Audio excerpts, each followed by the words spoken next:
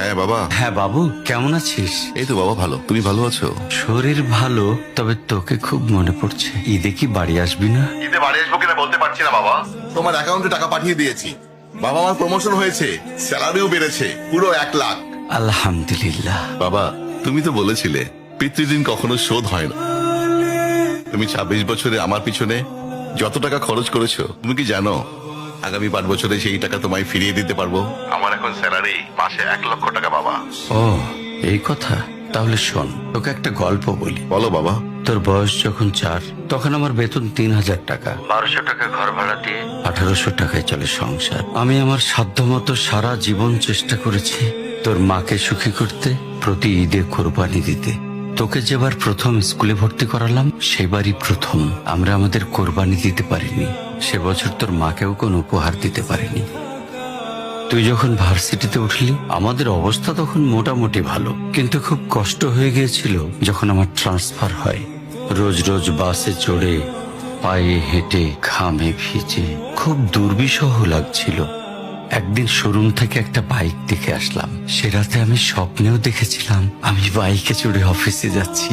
কিন্তু পরের দিন তুই বায়না ধরলি, জার্নি করতে তোর কষ্ট হয়। তোর কষ্টে আমারও কষ্ট হয় বাবা।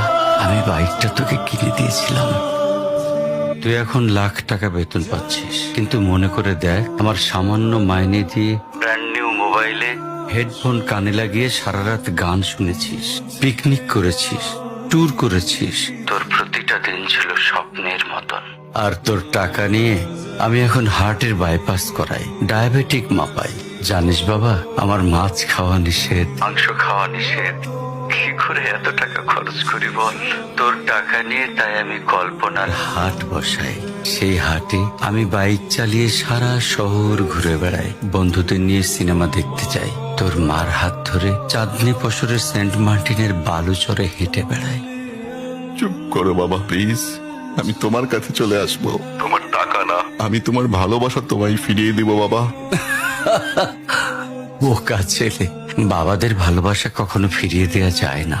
তোকে একটা প্রশ্ন করি বাবা, ধর তুই, আমি আর তোর খোকা তিনজন এক নৌকায় বসে আছি।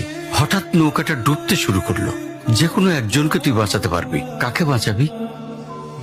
উত্তর দিতে হবে না। ছেলেরা বাবা হয়, বাবারা কখনো ছেলে হতে পারেনি। পৃথিবীতে সবচেয়ে ভারী জিনিস কি জানিস? পিতার কাঁধে পুত্রের লাশ। আমি শুধু জায়নামাজে বসে একটা জিনিস চাই, আমার কবরের ঘরটায় যেন আমি আমার ছেলের কাঁধে চড়ে যাই। তাহলে তুই একটা ঋণ শোধ করতে পারবি, তোকে কোলে নেয়ার ঋণ।